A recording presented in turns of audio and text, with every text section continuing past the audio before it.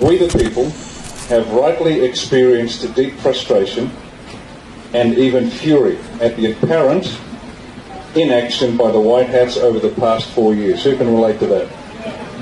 Okay, we're human. I do too on a regular basis.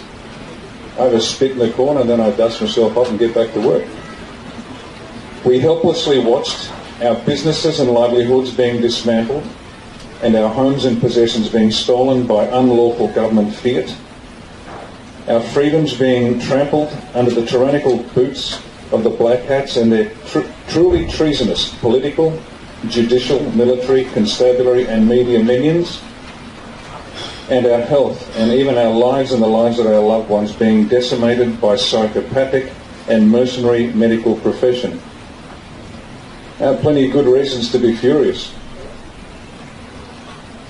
But now, having examined just some of the facets of this matter, and as a result of the analysis, it has been revealed, and we have seen that perhaps for the first time, the manner in which this war for the world was fought was not only the best way it could be fought, but also, in reality, the only way we could have won. The cost to us in lives and treasure was far greater than any of us would have wanted to pay. But we must remember that the alternative was the unthinkable, the complete destruction of the human race. We the people should be grateful we survived. And we only did so due to the sacrifices of life and limb of the White Hats, and also of the uncounted and uncountable men and women who comprise the digital army, who worked tirelessly and bravely to defeat our collective enemy. This was indeed their greatest hour. We, the world as well as the US, owe the Commander-in-Chief, Donald J. Trump, and the White Hats a debt we will never be able to repay, but one we will always remember. But the longest campaign of World War II was the Battle for the Atlantic, and it spanned the full length of the war, 1939 to 1945. And that was important because the Atlantic was the trade route between the US and the UK where food and military supplies made their way from the US to the UK. Now initially, the Germans put up a counter-blockade around England. The British had tried it first with the Germans to block them within their ports. The Germans repaid them in kind and blockaded the UK. And the wolf packs of the U-boats that patrolled the Atlantic were sinking millions of tons of merchant shipping. England was going to starve. Now into this, after that, the Brits tried a convoy system, packing their ships closely together and protected by naval vessels. And then when in range, the Royal Air Force would provide some protection as well. And that slowed the decimation of the Atlantic merchant marines sailing across England. But the Germans had another card up their sleeve. The Tirpitz. The Tirpitz was a battleship. It was the fastest, most heavily defended and most ferociously armed ship of World War II. If it got amongst the convoys, the war was done. England would starve. And so the British High Command had the responsibility, how do we stop the Tirpitz? And you can imagine the Air Force would have said, well, we'll bomb it out of the water, Prime Minister. And the Navy said, we'll do the same. But they couldn't, because they had nothing to match it. Now, I want you to think, how could you possibly stop this vessel? You are now on Churchill's war cabinet.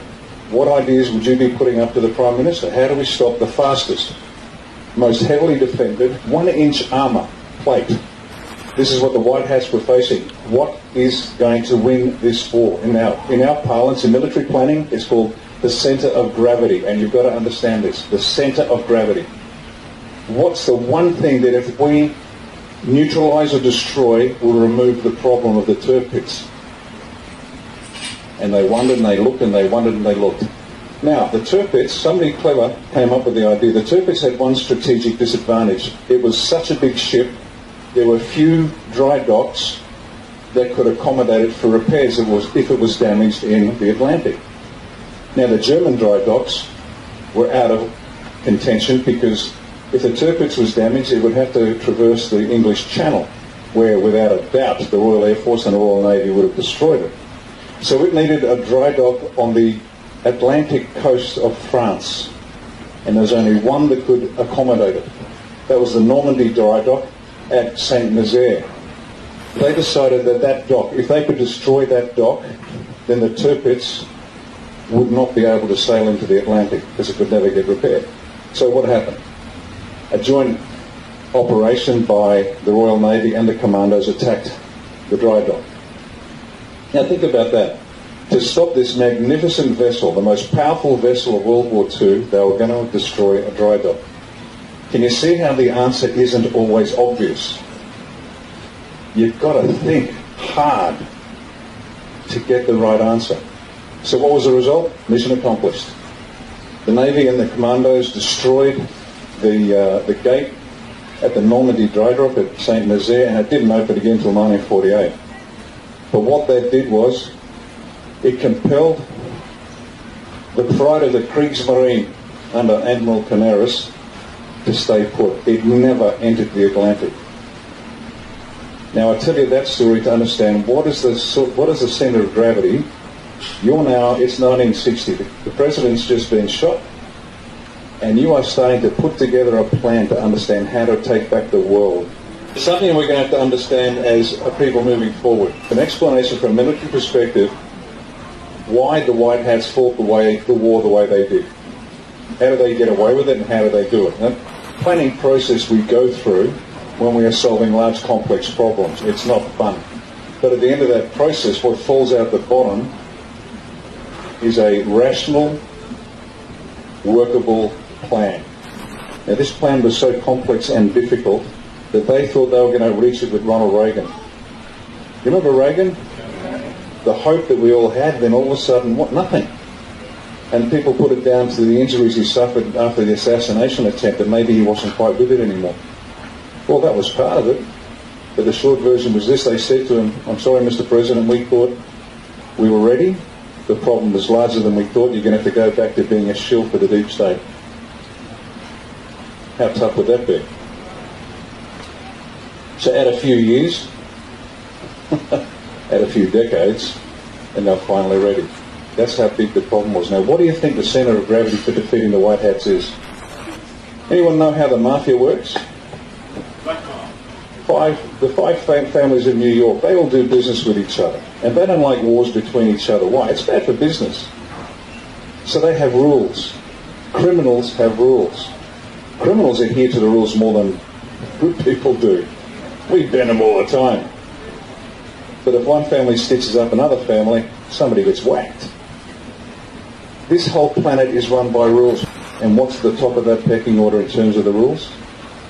The corporate states that run the planet. What was Donald J. Trump's first trip? He is stitching up every corporate state and taking control. Because the money flows once you control the corporation. His first centre of gravity, the one thing he had to do was get control of those corporations. Because if you control that, you control the money. You control the money, now you put the squeeze on the money supply.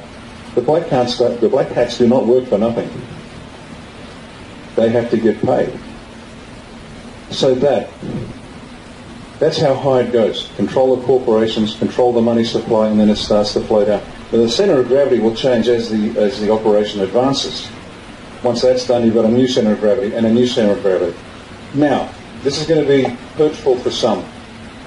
But the will of the people, where does that come on the list? When you think about the physical mechanics of it, where do they come? Stone, motherless, last. Now I know that's hard to hear. This is the brutal mathematics of war.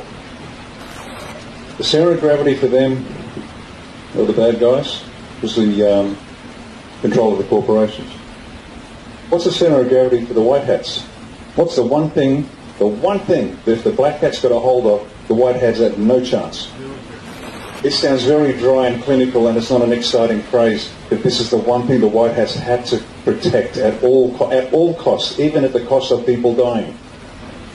Operational security. What is operational security? Operational security is every measure taken by a force to protect what it is about it that the enemy can't know. To protect the friendly's disposition, their capabilities, their locations, their numbers. Operational security. The White Hats, it was the one thing they could not afford. They could not afford a break in security. Because if the Black Hats found out about it, game over. Because the Black Hats controlled everything that went bang. Let me tell you a story that few people know anything about. One of the leaders, let me just sanitize the story because this isn't for public dissemination. One of the leaders was there sitting in the jungle with his troops. They heard the Indonesians in their home village killing their women and children. And they heard them screaming. The Indonesians went in on purpose, intentionally, to attack the women and children so the men had come out. They had to stay where they were. Had they gone back, they'd have been wiped out. Now, how's that for a tough choice? This is the brutal mathematics of war, ladies and gentlemen. This has been a war from the start. Now, the White Hats had to watch all of these depraved acts continue as they had to control security. But having said that, they had to give the people something, some hope. Does that make sense? Because what would have happened to the people if they had no hope? Just given up. Most people would have just given up. So what did they do? They had to leak information that they couldn't afford to leak out, but do it in such a way that the adversaries would laugh. It was a laughing stock. They would laugh at anybody. It was so nonsensical. It was so ridiculous. Meaningless things. You're all loons. And yet it was enough for a handful of people to get a hold of it and think, hang on a second, and then one by one, the truth started coming out. It's just enough to keep people frustratingly hooked. And then they said it's going to happen on this date, but it never happened. It's going to happen on this date, and it never happened. But then somebody in New Zealand figured out they weren't dates. They were paragraph numbers from a document called the Law of War. And people went back and went, oh, now I get it. But bit by bit, they fed us breadcrumbs. And anybody that picked up that breadcrumb was ridiculed and lampooned. And so we, the core, kept the faith. And bit by bit, we grew. Operational security was their centre of gravity. They were giving nothing out, regardless of what the Black Hats did to the people. Once again, this is war. This is brutal. Not everyone's built for this. But they did give us a few crumbs in the form of cute. We're going to be explaining this to the people who are not even awake yet, because they will suffer. We've had time to absorb what has happened and how we have to respond. This is going to be thrust upon them now. You will have seen in the news the revelations of arrests around the world. Show of hands, you've seen things happening faster. Who's heard about the 200 members of the Ndrangheta? That's a Calabrian mafia that make the Sicilians look like choir boys. And you've got to understand, the mafia and the Yakuza and all of them. The mafia isn't like the Godfather, who's a guy with a double-barrel shotgun growing marijuana. This is a multi-billion-dollar international corporation.